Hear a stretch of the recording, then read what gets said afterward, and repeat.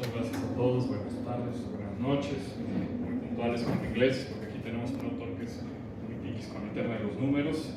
Toca yo, Carlos Vivero, un gusto compartir contigo. Es un honor y me toca presentar a mi tío Alejandro. Alejandro Barrientos Soñate es arquitecto.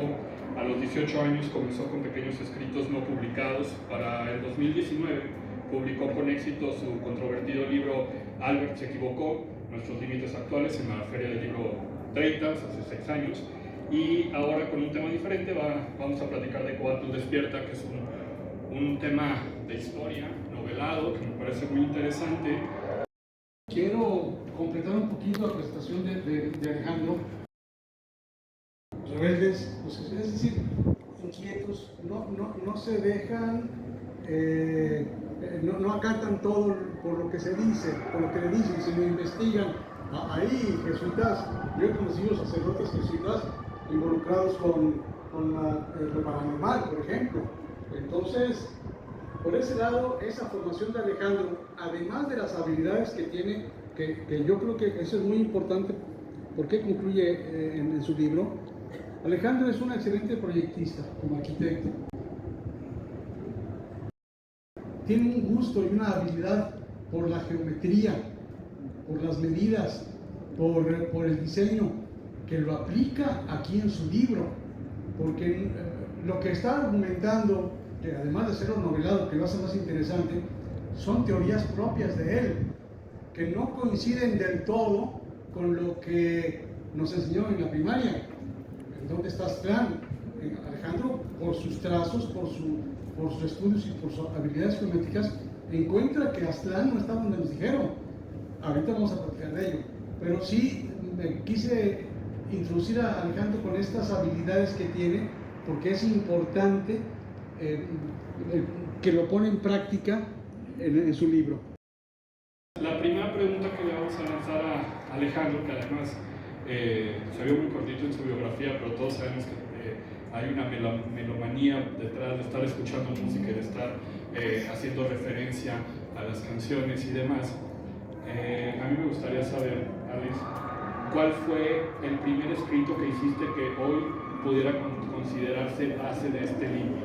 ¿En qué edad tenías? ¿Qué estabas escuchando? ¿Qué fue lo que te motivó a decir en algún momento esta nota que tengo aquí guardada se hizo un libro que hoy estás presentando? Bien, buenas noches a todos, gracias por visitarnos.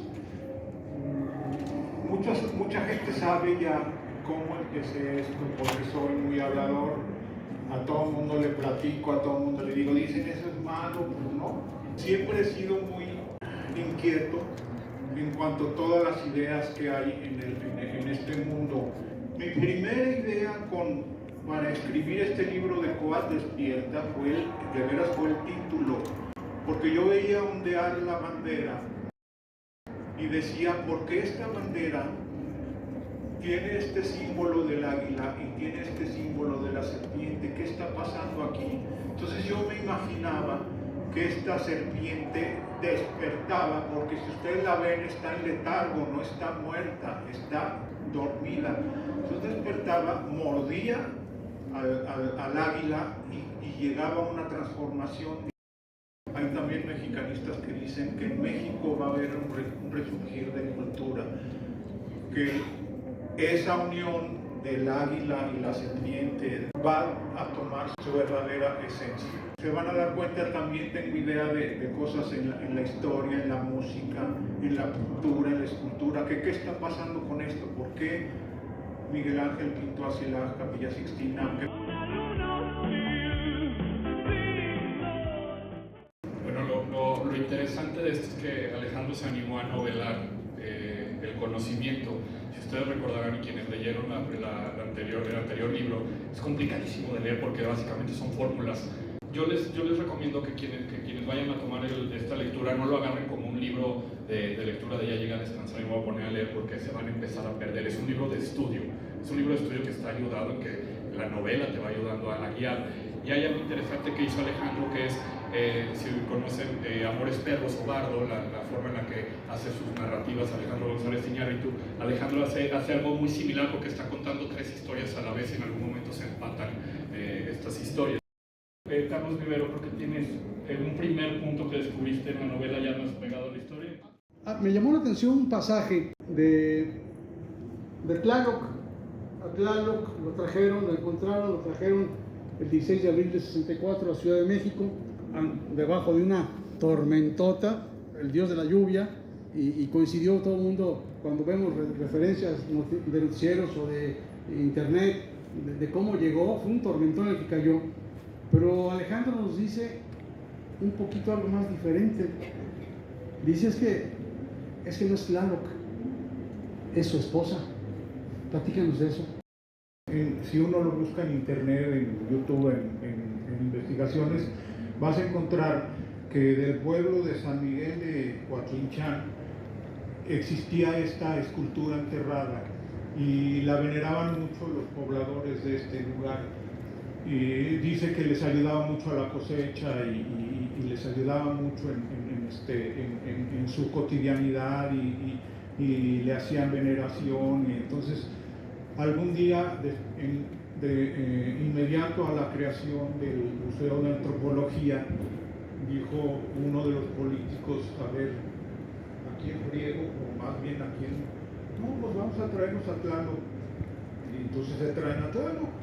Pero el pueblo se puso en contra de que se lo llevaran. ¿Por qué se lo llevan si yo quiero que Tlaloc se quede aquí? Destruyeron redes eléctricas de comunicación y hicieron el trayecto de Tlaloc. Cosa curiosa, el 16 de abril, pues es como si ahorita dijéramos que hace unos días cayera una tormenta que llovió lo que llueve en un año, llovió en 4 horas. ¿Por qué? Pues mucha gente dice que Tlaloc, que no es Tlaloc, que realmente es la Chalchihuitlicue, es la esposa, se la trajeron y la pusieron y le pusieron Tlaloc. Este ya es un primer punto de controversia, ¿no? Sí, pero hay investigadores que dicen sí es el de esposa. Hay investigadores que dicen no, hombre, es Tlaloc, pero si ya dijo mi maestro, entonces se tiene que quedar así.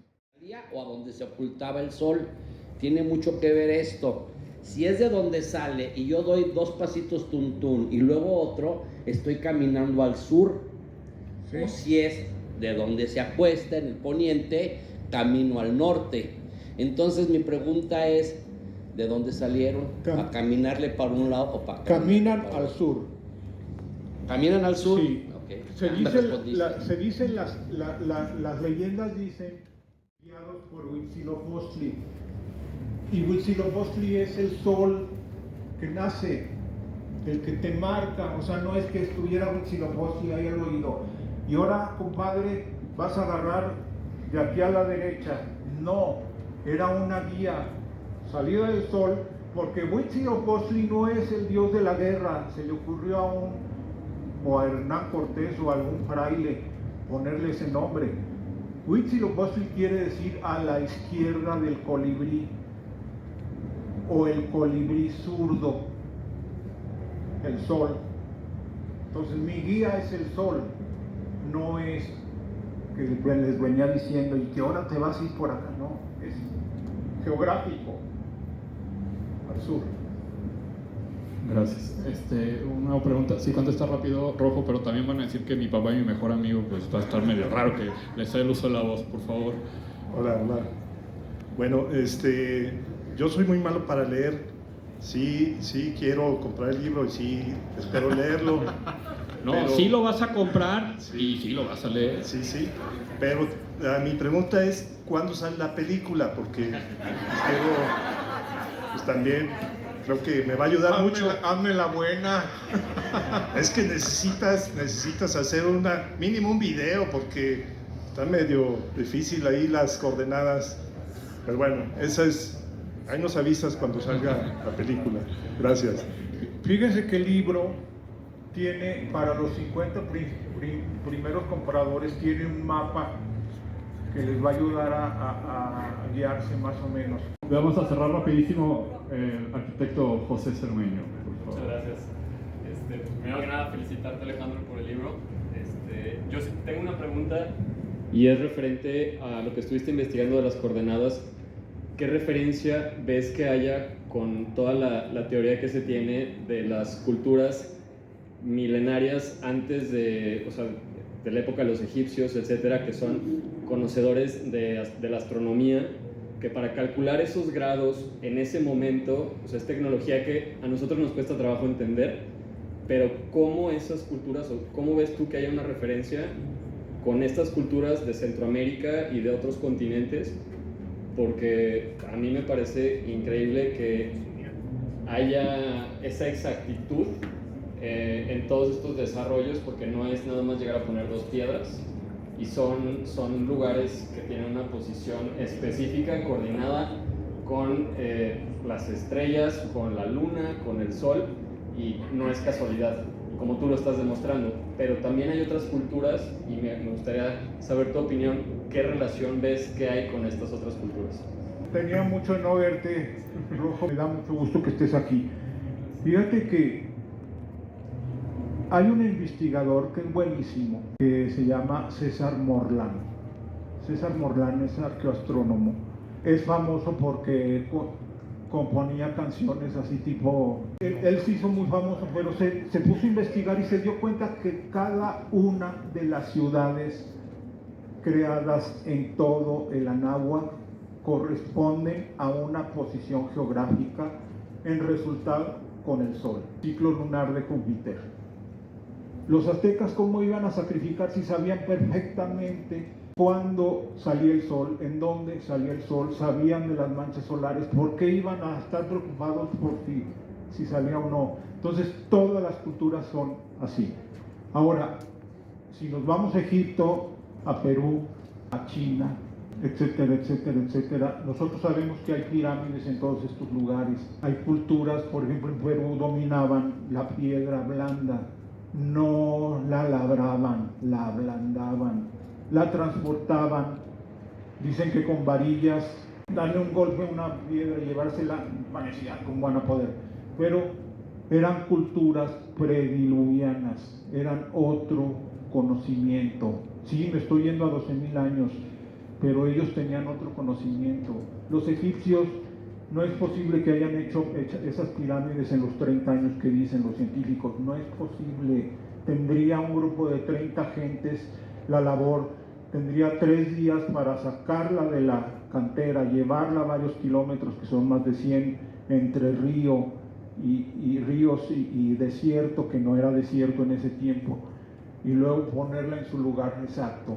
3 días, 30 gentes, imposible. Entonces, claro que si rompemos con estas narrativas existentes, pues te van a decir loco, o como lo han dicho toda la vida, ¿verdad? Pero estas culturas eran otro conocimiento, eran otra manera de ver la vida. Sí, magníficas todas, ¿eh? Bien, pues muchas gracias, Carlos, gracias por compartir. Alejandro, muchas gracias por invitarnos, y fue un honor para mí. Muchas gracias a todos y a todos que vinieron.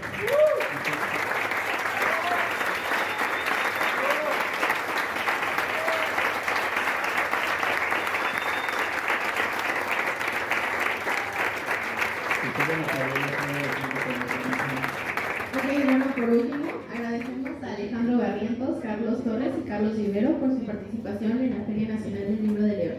Los invitamos a seguir participando y la firma del libro se llevará a cabo aquí afuera.